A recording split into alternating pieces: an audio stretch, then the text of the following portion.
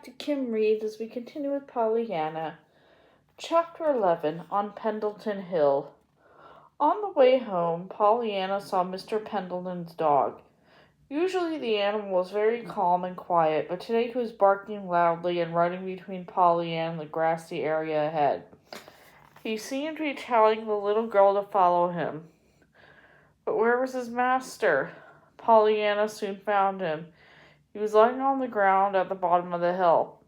"Mr. Pendleton, are you hurt?" "You don't think I'm lying here for the fun of it, do you?" he snapped, and then quickly apologized. "Please forgive me, I've broken my leg."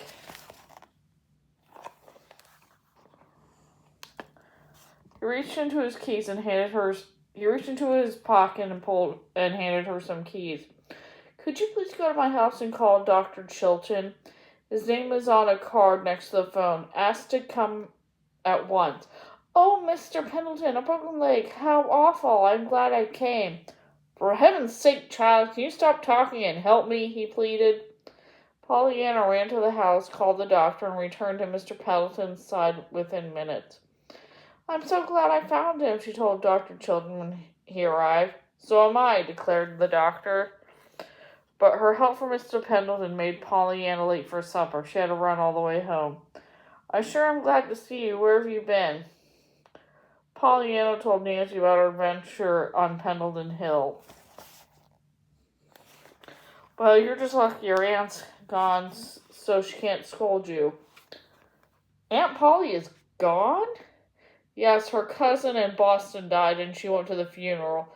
I guess we should be glad that we'll be alone here at the house for the next few days."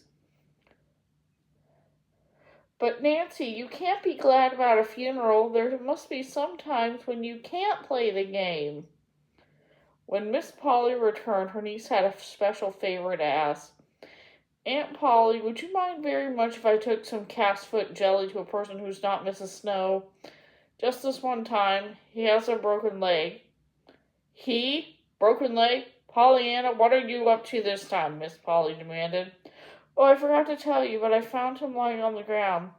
He gave me the key to his house so I can call the doctor again." "Never mind, Pollyanna," said her aunt, who was very tired.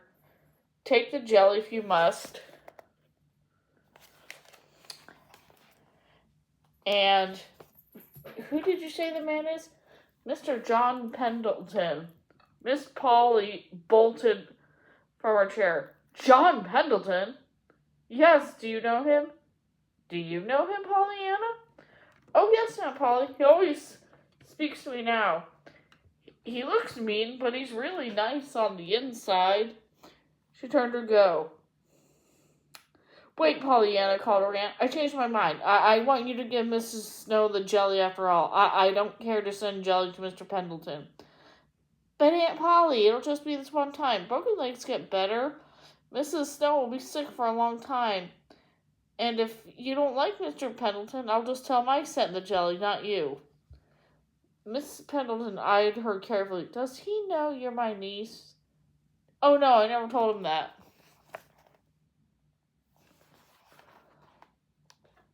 "Very well, then. You may go to him with the jelly, but be sure that you don't say it's from me." "Oh, thank you, Aunt Polly," said the little girl with delight. She ran to the kitchen to get the jelly and raced out of the house, remembering not to bang the door behind her. And that's the end of that chapter. See you later.